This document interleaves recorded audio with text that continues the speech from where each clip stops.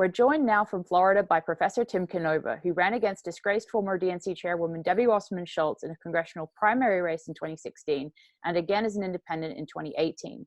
Tim, welcome to CN Live. Thank you, Elizabeth. Nice to be with you. Thank you. So to start things off, can you just outline your story for any of our viewers who, thanks to the media blackout on your case, might be unfamiliar with it?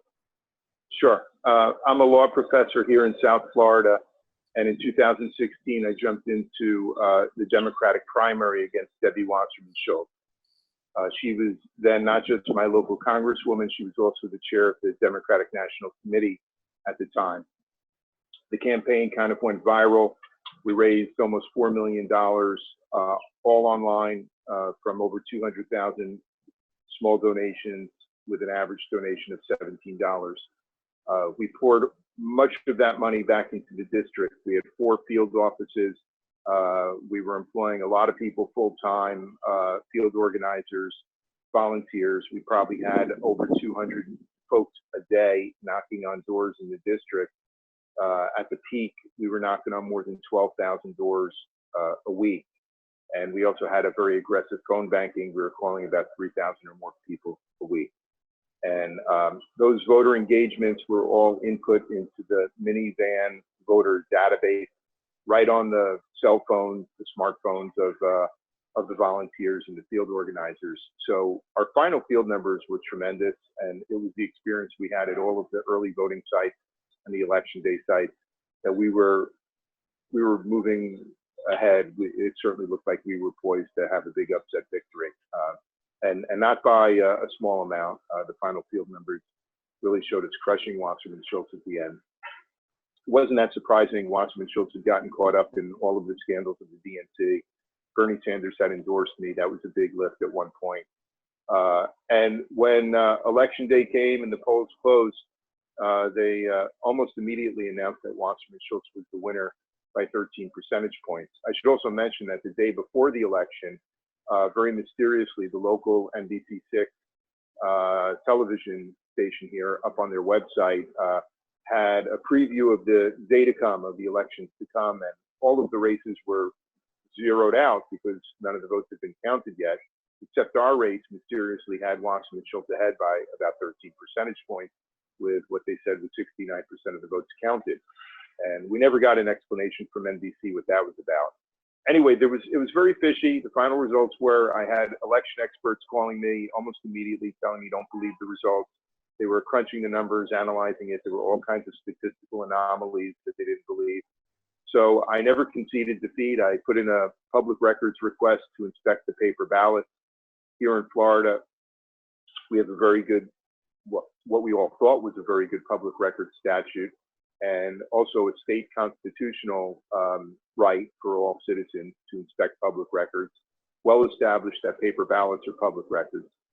So we put in our public records request, and it took about 6 or 7 months of the supervisor of elections, Brenda Snipes at the time, stonewalling us before I finally filed the lawsuit. And 3 months into the lawsuit, at the discovery phase, Brenda Snipes ordered the destruction of all the ballots. That's violations of state and federal law, statutes that have criminal penalties, including felony penalties. She not only destroyed the ballots, but she hid that fact from me, from my lawyer, and from the court for more than 2 months. She ultimately admitted to the ballot destruction in sworn videotape depositions, and the judge, the circuit court judge in our civil lawsuit to inspect the ballots, granted me summary judgment, ruled for us, and ordered that Broward County had to pay my attorney's fees, which were, I think, around $150,000. I can't remember now. I certainly didn't see any of that. In fact, I expended a lot of my own money through the course of the whole ordeal, you could say. So we'll never really know what the real results were of the 2016 primary, and Brenda Snipes was allowed to resign her office, and she's on a $130,000 a year pension right now.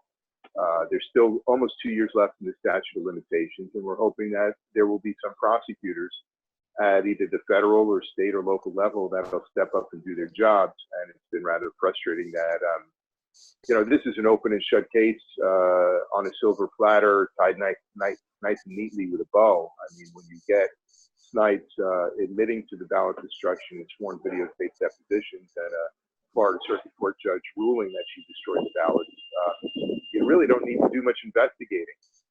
They should be prosecuting her and trying to get her to sing and tell the prosecutors who else was involved in this ballot destruction. But we certainly have some circumstantial evidence that Wasserman Schultz was well aware of what was happening in our lawsuit and was encouraging Brenda Snipes to resist the production of the ballot. I should say during that 2016 election, as WikiLeaks showed, the Democratic National Committee was surveilling, monitoring our campaign. I decided to run against Wasserman Schultz in 2018 as an independent, and about a week or two before the election, before the November 2018 election, there was a Republican news outlet, the Floridian Press, that published a report that there was a Republican poll that had us in a dead heat with Wasserman Schultz at 34% each, with the Republican candidate at 13% and 18%, I believe, undecided. Now, we had heard rumors that there were polls out there, Republican polls, that were showing the same thing, that Wasserman Schultz had what they call a low ceiling, that she couldn't break out of the low 30s, and that her unfavorability rating was getting close to 60%. The second campaign, we raised a lot less money, and I didn't want to spend money on polls. We never thought the polls were very accurate the first time around. We thought our final field numbers were much more accurate. And Wasserman Schultz raised a ton of money, as she always does, from big corporate interests. And yet it was very strange that they never published the poll, and I'm sure they were doing plenty of polling. So, coming down to election day, it seemed like that energy was surging towards us. We were hoping we were going to win a three-way race. The polls closed, and they announced Wasserman Schultz the winner within an hour. And they had our campaign capped at the same low interest, the same low percentage rate, no matter what the demographic group was. And it was ridiculously low. They had us at 5%. And again, that was 5% among blacks, whites, Hispanics, Democrats, Republicans, independents, males, females. And, the experts who analyzed the data said this was just impossible. In fact, one of the nation's leading experts in computational science, distinguished professor with Homeland Security Department clearances and you name it, he said it was unlikely, those results were as unlikely as winning the lottery every day for a year. And there were other anomalies that were going on. In addition, we had videotape that a volunteer had taken at one of the election sites, the voting sites, that showed cars pulling up and just offloading satchels filled with ballots and putting them onto a rental truck. No chain of custody of the paper ballots. We had every reason to believe that they could have just been destroying those ballots and had a fake set of ballots already printed out. We never asked to see the ballots after 2018. We wouldn't believe what we saw anyway, and it would have been very expensive to try to go through that entire process again. And on top of that, researchers very easily discovered that all of the electronic voting machines here in Broward County, and I should say in the state of Florida, all had wireless cellular modems on them. So that's not a back door to hack in, that's a front door. So it's been a dispiriting experience, not just for me, for a lot of folks in Broward County, and not just progressives and Democrats, but across the board, people have been watching this. And nobody has real trust or faith or confidence in the outcome of elections in Broward County anymore. And if they can do it in Broward County, they can do it in Miami-Dade, they can do it in Palm Beach County. The experts say about 98, 99% of the electronic voting machines in this country are easily rigged. They're vulnerable to hacking. They're vulnerable to inside manipulation of the source code software. So, that's pretty much in a nutshell, I guess, the short story of our experience here.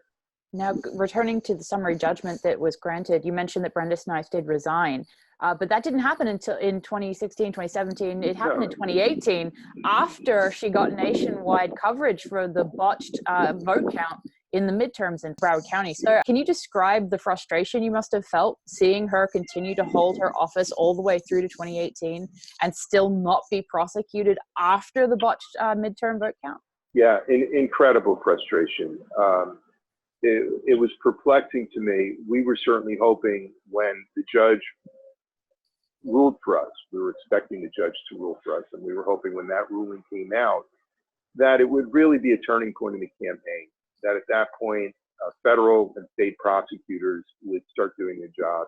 And after all, these were, by that point, we're talking about May of 2018, these prosecutors were basically in Republican hands. The Justice Department was being run by Jeff Sessions, and at the state level, Rick Scott was the governor, a Republican, and we thought the Republicans would have every incentive to be prosecuting Democratic corruption in Broward County and vote rigging like this.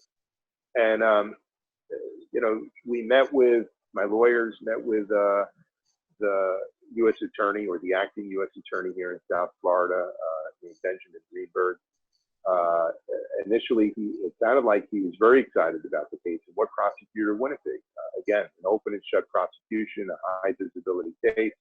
And Greenberg went up to Washington, D.C. for a week of meetings at the Justice Department. And the word we have it is that Rod Rosenstein, who was then the Deputy Attorney General, killed the investigation or killed the prosecution. Greenberg came back, and that was the end of it, no prosecution. And, you know, that was the federal level. And then, meanwhile, nothing was happening at the state or local level. And days turned into weeks. And, you know, out of frustration, I'm asking my lawyer what's going on here. My lawyer was a Republican election lawyer, actually. He was with me from the pretty early in my first campaign. I had tried to find a Democratic election lawyer, and there were none that could be trusted. They were all conflicted out. They all had pretty much done some kind of work for Democratic National Committee or the Hillary campaign or the Florida Democratic Party. But I had a great lawyer, and he got back to me, and he called me up and said he had done some digging. He had talked to a bunch of folks in Broward County, Broward Republicans. He said, Tim, none of them are going to help. They're not going to prosecute, and it's because they have the same friends as Debbie Wasserman Schultz. I'm like, what do you mean by that? Well, turns out what he meant was they have the same financial backers, the same lobbyists, the same political consultants. You know, at this level, it certainly seems like it's one political party with two public faces. And I thought about dropping out of the race at that point. I figured if they could not just rig an election, but destroy the ballot so openly and get away with it, of course, they'll just do it again. But I was convinced to stay in and to try to reveal as much of the corruption and to try to reveal how exactly they're doing this election rigging here. And I think our second campaign did show that. It really showed how the electronic voting machines themselves are so easily rigged, and just the pitiful, well, lack of chain of custody, not just of the electronic voting machines, but the paper ballots as well.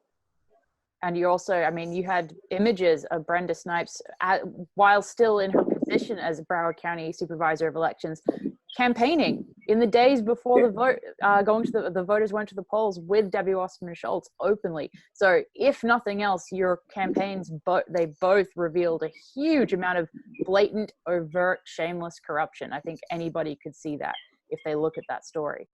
Well, it's true. And, you know, I get folks urging me to run again against Wasserman Schultz, or to run for another office, maybe even, you know, to challenge Rubio in the Senate race in a couple of years. And I must say, you wonder whether it's even worth voting in a jurisdiction like this. And again, I don't know how bad it is in the other ones, but it could be just as bad. This country has the pretense of being a democracy, but if you can't even trust the outcome of an election, something seriously wrong. And I've come to believe, like many others have, that we should ban these electronic voting machines, as they've been banned all over Europe, because they are so easily hacked. In fact, at the recent DEFCON conference in Las Vegas, which is the largest gathering of hackers and government election officials and activists, the experts assembled 100 electronic voting machines and every single one of them was hacked into in no time at all. So we need to replace these machines with a system of 100% hand-marked paper ballots that are counted by hand in public. And until we do that, you know, it's a kabuki show. It's not much of a democracy. Absolutely. And unfortunately, that's what the conclusion that a lot of people are coming to, both in light of your races, in light of the corruption in 2016 against Bernie Sanders that was shown by WikiLeaks. You know, and I wonder, you know, how effective it is to even try to get the, you know, mandated paper ballots hand counted in public when you have, you know, articles like that, the one published recently by The Atlantic, that was arguing overtly for less democracy in primary races. I mean, with that, in that type of culture, how far do you think the argument for paper ballots is going to get? I'm glad you mentioned this, the culture of this country. You know, we like to think of our democracy, but of this as a democracy. But what's it based on? It's based on sitting on the sofa and turning on the TV and watching a show called, you know, political campaign. It's very much of a top-down authoritarian culture where you go into the voting booth and you're just supposed to have faith that your vote is counted properly. You have no idea. Once that ballot here in Florida, the paper ballot, is put through a scanning machine, at that moment that the scanning machine tabulates the vote, you might as well be on your knees praying or believing in Santa Claus. And then you have the mainstream media that just repeats the election results like they were handed down, you know, by God to Moses on Mount Sinai.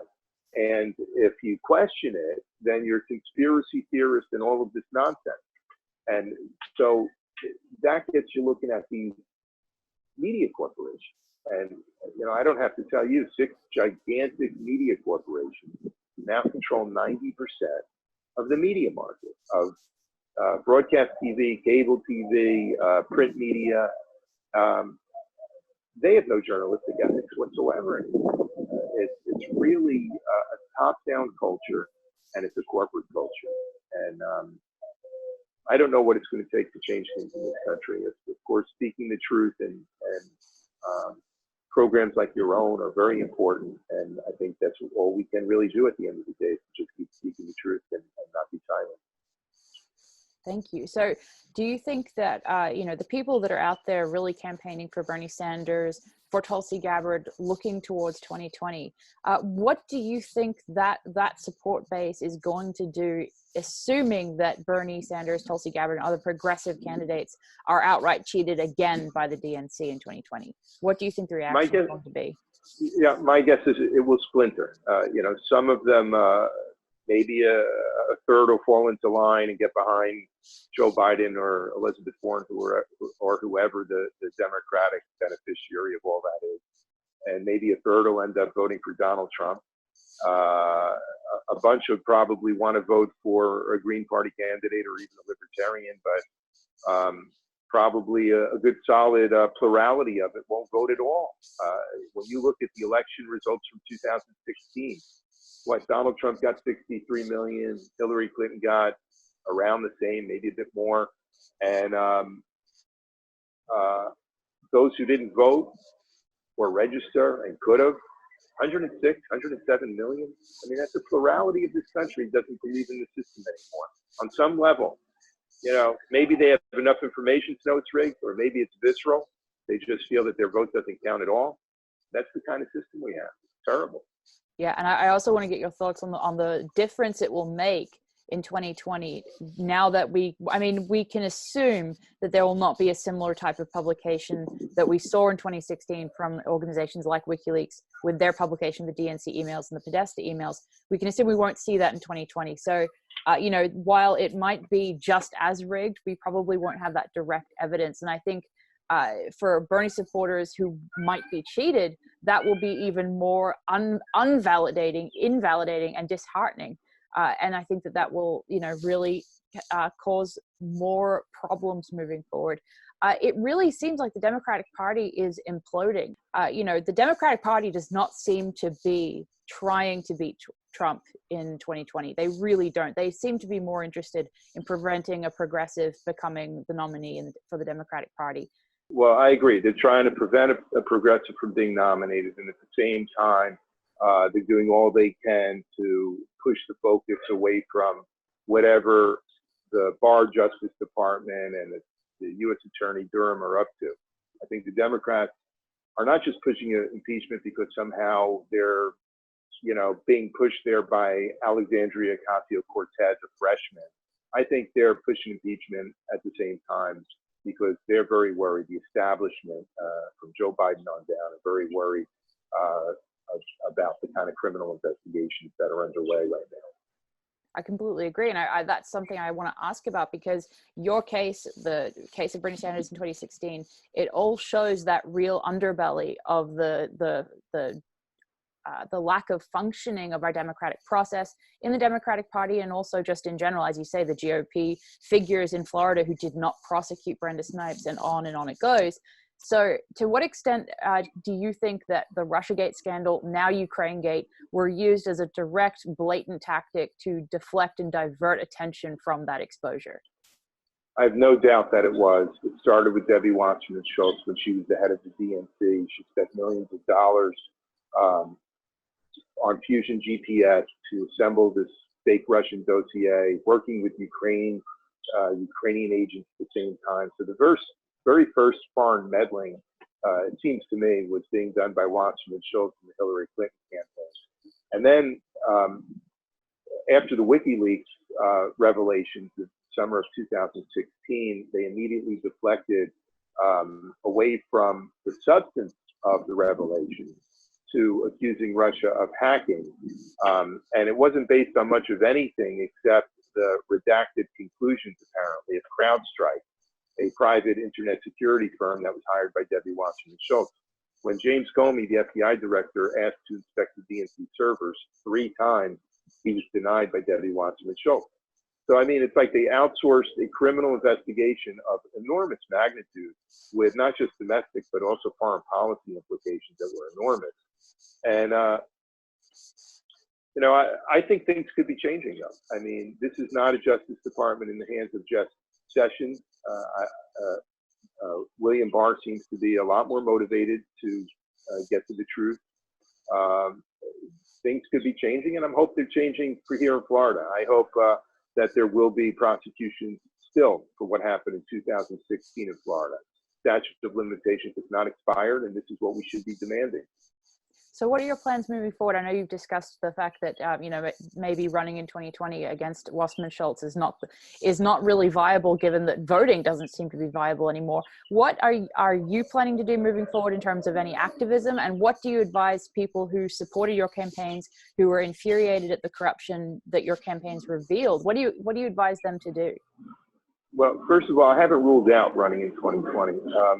Things would have to change between now and the filing deadline, and I'm not going to make an announcement until the deadline. I've got enormous name recognition here in this district, and a lot of support from folks who voted for me once or twice already, and not just Democrats at this point, but independents and Republicans too, who just want to see a change here in Broward County, want this corruption cleaned up. So I'm not ruling out anything as far as a run, but in the meantime, the kind of activism we're involved in is through Progress for All, which is our community advocacy group here. We're going to be hosting a major election forum, election security forum, on Thursday, December 5th. We're flying in election commissioners from around the country who all have very compelling stories. There's Benny Smith from Shelby County, Tennessee. He's a commissioner. He was a computer software programmer who first discovered how to flip votes through so-called fraction magic, and she worked with Bev Harris on hacking democracy. And now he's an election official. We've got Virginia Martin. She's the Columbia County, New York election official, election commissioner, a Democrat who works with her fellow Republican election commissioner, doing a 100% hand count audit of all the paper ballots every election. And then we also have Ian Sancho, who's a former supervisor of elections of Leon County in Tallahassee, Florida, who's giving, among the most withering critiques of the electronic voting machines that are used here in Florida. And the idea that, well, if you have a close election where you got to do a machine recount, that the machine recount would be legitimate. that it's the same garbage in, garbage out, using the same software on the same machine. We've got some whistleblowers. We've got both Republicans and Democrats speaking. So folks could help us if they go to progressforall.org. We need small donations. We're flying these folks in. We're still spending money on the ground to try to change things. And it's not just important to Broward County. What we're doing certainly has national implications. I should also mention that I've been pretty actively or vocally supporting Tulsi Gabbard for president. I think she represents a lot of what we need in this country right now. I'll vote for, or I should say support anyone who is against further U.S. military interventions, whether direct or covert, and who stands up against corruption, not just in words, but in action. And to me, it doesn't matter what party they are. If that's what they stand for, that's somebody I could get behind. And right now, that seems to be Tulsi Gabbard. Yeah, that brings up an important point that I don't think a lot of people are willing to discuss in independent media or mainstream media, and that is the degree to which Tulsi Gabbard has stood up against the corruption of the DNC more than even Bernie Sanders has, and he was the one that was cheated in 2016. Can you discuss that a little bit, what you think of it, and where you maybe any perspective on what might be behind that? Well, I think Bernie has been inside that beltway for decades. He's much more a creature of the Washington political culture than we'd like to think. And, I say that with all respect to the man. He had appointed me to an advisory committee in 2011 to study the reform of the Federal Reserve, way before I ever thought of running for a political office. I was a law professor writing a lot about the Federal Reserve. And I endorsed and supported Bernie when he ran into, I think, when he announced in May of 2015, I immediately went online and made a small donation. So I've supported a lot of what Bernie Sanders has stood for over the years. But it does seem as things heated up in 2016, the establishment really came down on him. And, there's some evidence even in the WikiLeaks that the Sanders campaign kind of had an agreement with the DNC and the Hillary campaign. Sort of an understanding, you could say, that he'd run, he would try to advance his issues, but the nomination was really going to go to Hillary. That he wasn't supposed to attack her, for instance, on Wall Street for Wall Street ties. That came out in the WikiLeaks stuff. So I don't know. It's a lot of speculation as to why Bernie Sanders has kind of fallen into line with the Democratic narrative on Russiagate, for instance, as well as some other key issues, and has not really stood up in a very vocal way for Julian Assange. I think the one time he did, he didn't even mention Assange's name. And it's a big contrast to Tulsi Gabbard. She stood up. She was vice chair of the DNC. She's in her mid-30s. You want to talk who was grooming her for higher office? At that point, it was probably the DNC. And she saw the corruption that was happening within the DNC, the way they were rigging the primaries, and she was going to have none of it. She didn't want to be part of it. So she resigned and very soon afterwards endorsed Bernie Sanders. And I have a lot of respect for the kind of courage and integrity and wisdom she's shown. She has not been a vocal cheerleader for the Russiagate narrative. She has spoken up very clearly for Julian Assange and for other whistleblowers. And she's been very clear against these wars of regime change. She's shown a lot of courage in her personal life to have joined the military and to be deployed overseas. She has quite openly admitted that she served because she believed the lies she was being told. The lies about Iraq at the time, for instance. And she was quite young at the time.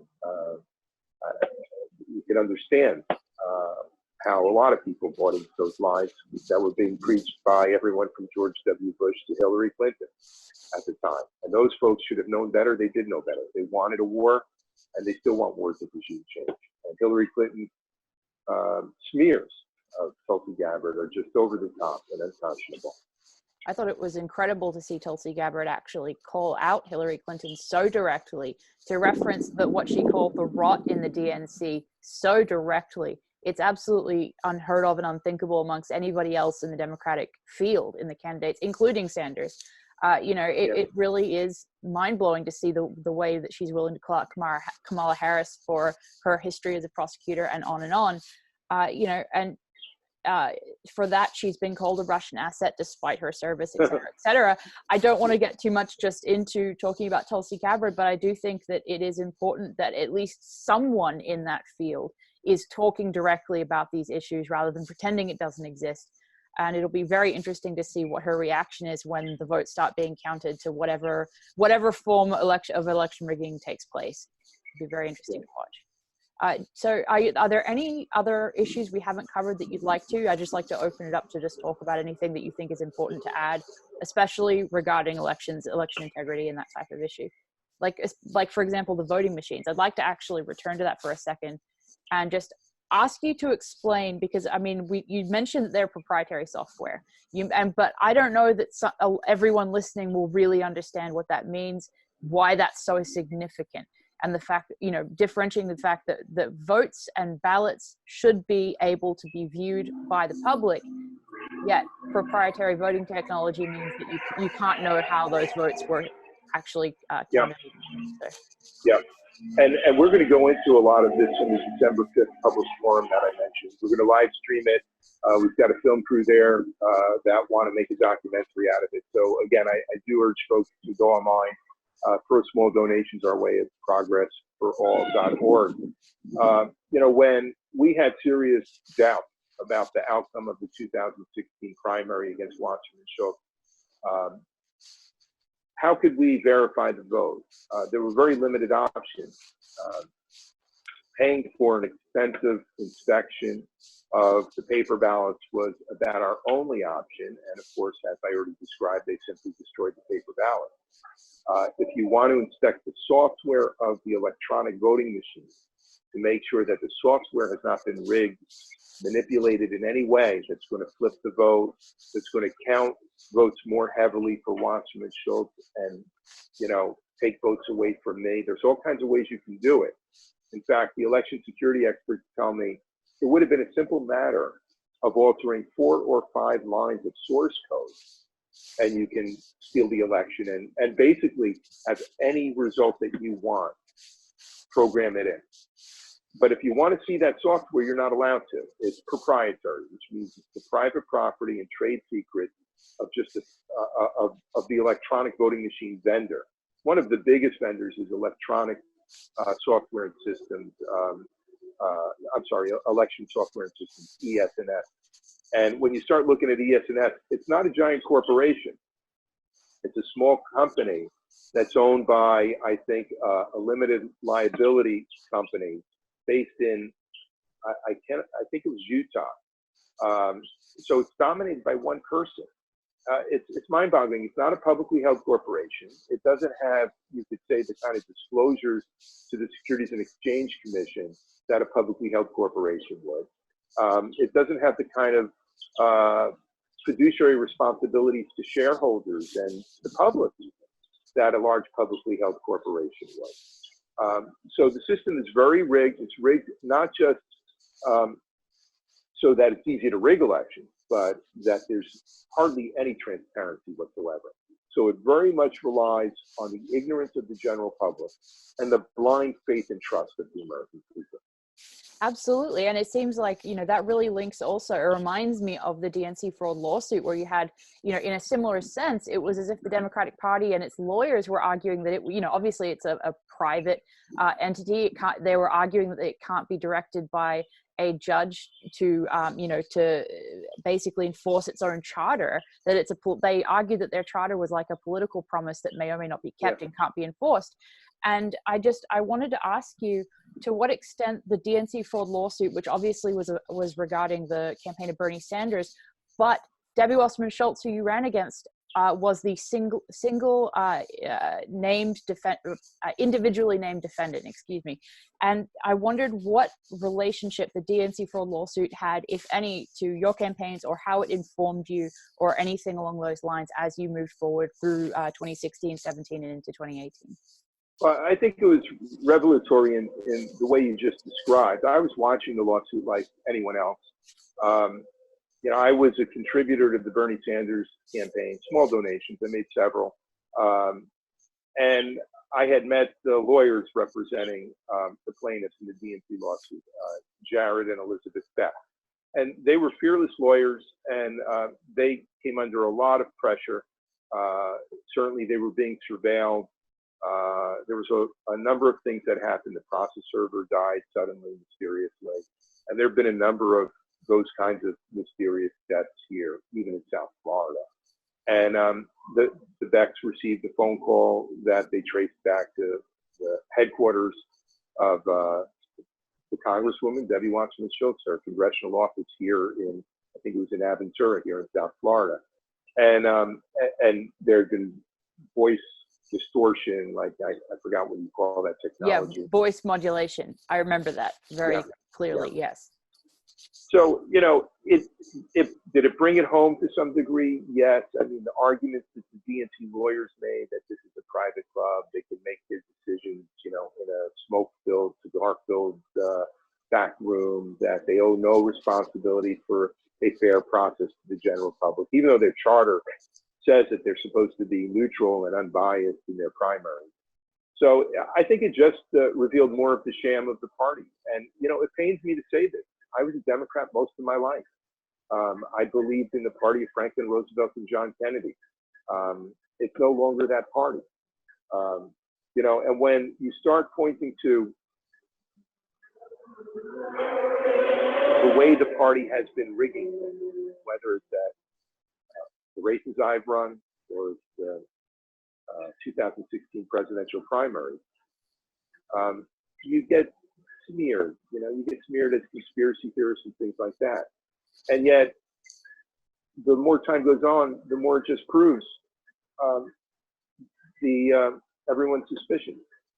I mean, just take what happened with Jeffrey Epstein. At this point, nobody really believes that it was a suicide. And that just became apparent a few days ago, right? When Project Veritas. So, should we not believe Project Veritas because it's right of center instead of left of center?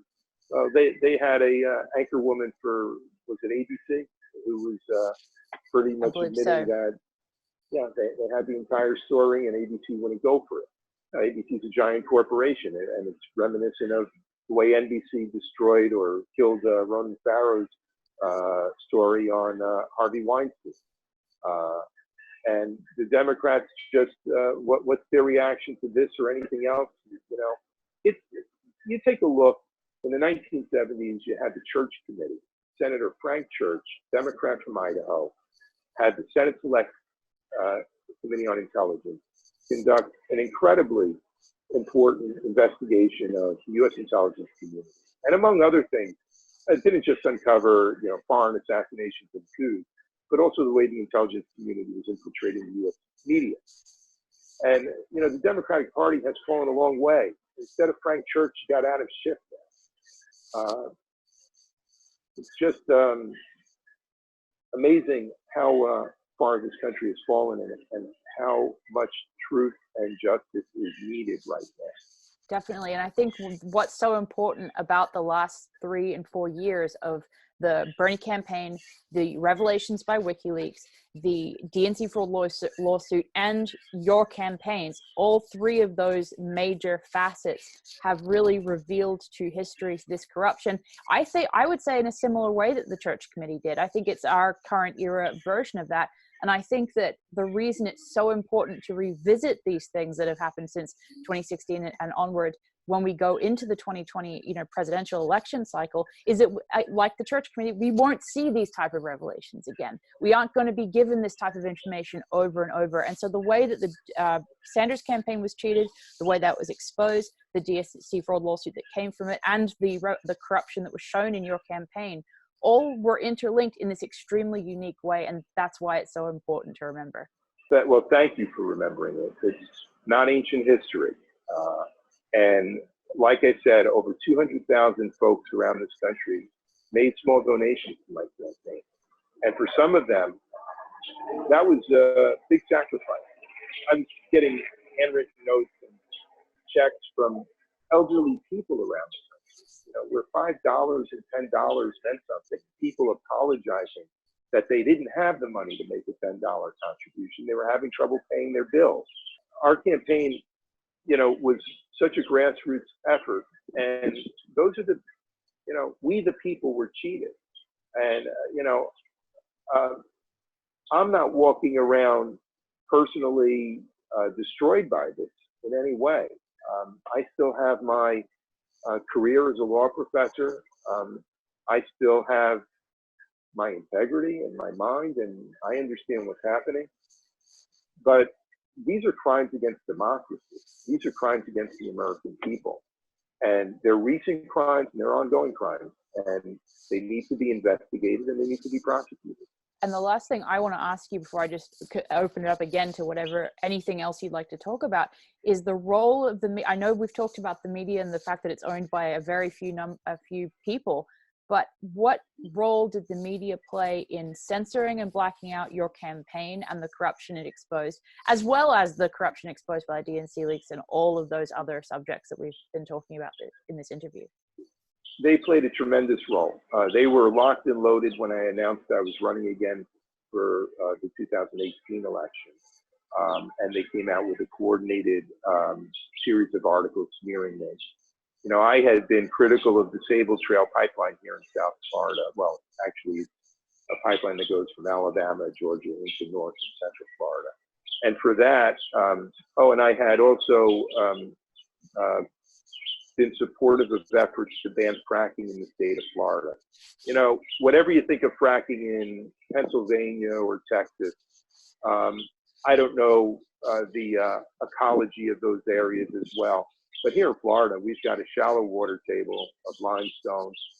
There's no protection. If you start having fracking and pipelines all over Florida, you're sort of playing roulette. A lot can go wrong. Well, one of my tweets praising the Miami-Dade County Commission for a unanimous resolution to ban fracking in Miami-Dade was apparently retweeted by a purported Russian bot.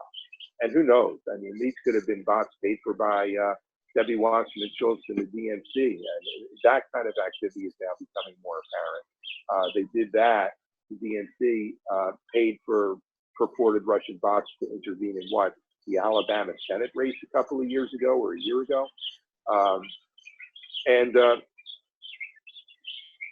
So I was the subject of smears, that I was somehow a tool of the Kremlin because, of my environmental views. And there's no doubt that this was a coordinated kind of smear attempt. The media here, this corporate-owned media, has been lockstep propping up Wasserman Schultz from the beginning and throughout the entire past couple of years. So it's they won't report the ballot destruction. They won't report anything that undermines Wasserman Schultz in any way.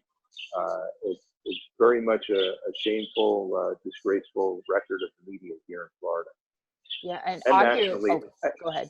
And nationally, and I should say, for all of 2016 and much of 2017, our campaign here was greatly aided by the cable media. I was being interviewed on MSNBC and CNN and Fox News very regularly. It helped get our word out. It helped boost the campaign tremendously. And we were fully hoping and expecting that when the judge ruled for us in May of 2018 in the ballot destruction case, that it wouldn't just galvanize criminal prosecution, but that it would also get us back onto the media, because it was already apparent throughout 2018 that we were being blackballed, you could say, from those cable channels, all except for Fox, and that we were being shadow banned and throttled on social media. Well, there was a change that occurred when the judge ruled for us in May of 2018, but it wasn't the kind of change we were hoping for. Suddenly, I got banned everywhere, including Fox. Fox didn't put me back on until November of 2018, when the Florida's governor's race and the race for U.S. Senate both crashed and burned in Broward County, and suddenly everybody on Fox News wanted to know who Brendan Knights was. But the media got into lockstep. You start questioning the voting machines, and suddenly you'll be airbrushed out of the media completely. And arguably, that is one of the biggest obstacles between, you know, these events occurring and change to stop and prevent them continuing and happening again. If the public doesn't know about this blatant corruption and the way it has been demonstrated and exposed out in the open, then nothing will happen. And I think so that's one of the things that, I mean, we can talk all day long about the events that have been shown, but if it's not getting to the public, there's nothing that we can expect to have happen. So I think that is a really, you know, it's an invisible but insidious aspect of all of this. And so it's important to recognize that. It's important to recognize it, and it's important that prosecutors start doing their jobs. And that means the Department of Justice, and it means state and local prosecutors. When you have prosecutions, it's much harder for the media to ignore it. And evidence really comes out during criminal prosecutions, and there's repercussions. If you don't prosecute people like Brenda Snipes for destroying ballots, it creates a moral hazard. It basically says you're going to get away with it if you try to do that again. Whether they destroy ballots in Florida or, you know, some other state in this country, it's a terrible precedent for prosecutors to give a free pass to that kind of misconduct, felony ballot destruction. Is there anything else you want to cover that we haven't talked about yet? No, we've covered an awful lot, and I appreciate it. I would just like to say, free Julian Assange. Great point. Yeah. He remains at the heart of so much of these issues. I have so much respect for what he and WikiLeaks have done throughout the past decade or more. And he's been unfairly vilified and punished. And, you know, my hopes are that this will change. I pray for him. I worry about him. And we should all be remembering Julian Assange. Whether people agree or disagree with his views is besides the point. He's somebody who's been trying to give a platform for whistleblowers to have transparency so that we know what our government is up to and what private forces are up to as well. So those are really my concluding thoughts, that it's a critical time for those who care about truth and justice and democracy and transparency. And right now, Julian Assange symbolizes the struggle more than anyone else. Well, as we know, Julian Assange has been called, you know, his imprisonment has been referred to as the imprisonment of the free press. And as we were just saying, the free press is what's standing between any of this exposure of corruption and actual change. So if we can't have a free press, if we have somebody like Julian Assange imprisoned and punished for exceptionally excellent journalism, then I think that is really an indicator that things are going to go downhill rather than uphill. So I completely agree with your sentiments. And thank you very much for coming on and taking the time to speak with us. I know that our audience will really appreciate it. Thank you for having me on, Elizabeth.